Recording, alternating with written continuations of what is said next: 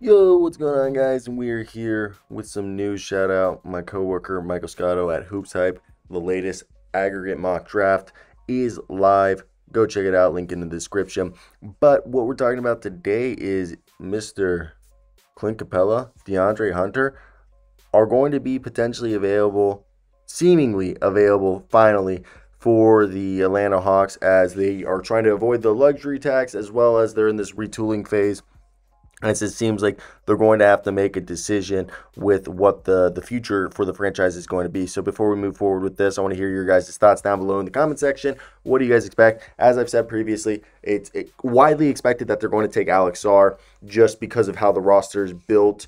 And yes, there's a thought that Zachary Rissache could be taken because Jalen Johnson is a 4 and Rissache could play the 3-4, and while Alex Sarr is more of a 4-5.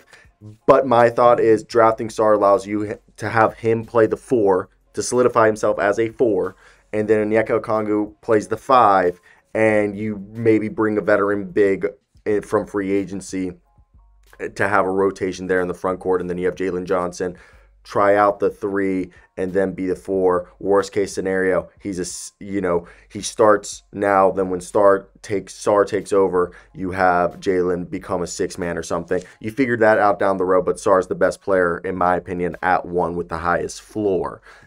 Rissache might be the best player for right now.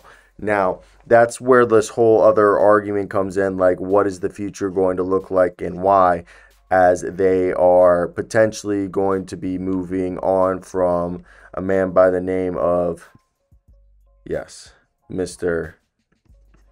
Trae Young himself. We don't know if this is going to happen or not, but like I think the biggest thing we're seeing right here is that it's just difficult for me to see Clint Capella and DeAndre Hunter stay on this roster regardless if Trae Young and DeJounte Murray are dealt.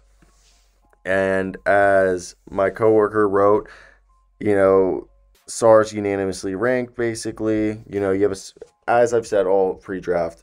Last year, people said it about Brandon Miller, 6'8", super athletic, the archetype in that Paul George mold that people love with Brandon Miller. That's why he was guaranteed to go 2.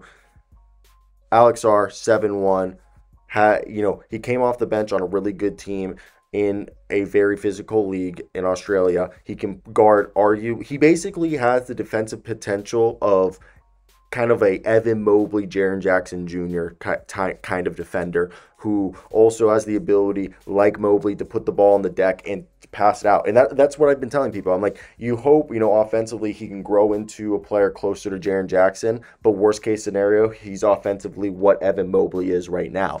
And defensively, again, he's either a high flying weak side shot blocker and rim protector that might take risks in Jaren Jackson Jr., or he's closer in the line of being, an all well-rounded defender. But either way, has depoy potential. You just don't pass that up. And so with that, Clint Capella, who will be in the final year of that $22.27 million, is going to be dealt somewhere. And I've been saying, you call up a team like, obviously you would think at this point, San Antonio is going to have interest. You'd think that another team that maybe might have interest is, you want to think of teams that really lack a big. New Orleans, okay? If for some reason Nick Claxton or Jared Allen leave their places, Clint Capella could be a stopgap there. You could also maybe see the Wizards might try to take him on to re-sign him and then trade him down the road. That's always a possibility. I really just don't see that actually happening. And I think there's other teams like the Grizzlies who could also have interest in him. So, I mean, maybe Charlotte, maybe teams that are trying to have a quick turnaround or trying to get off some money. Maybe the Bulls if they're trying to get off Vooch.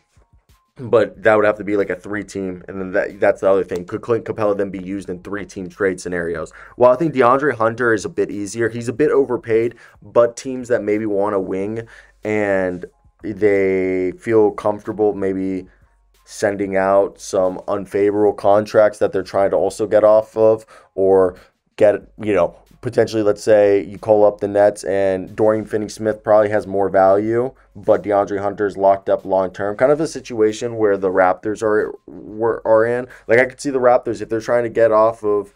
I think the last money that the Raptors have, or like, I think would be Chris Boucher, I think, still in the books.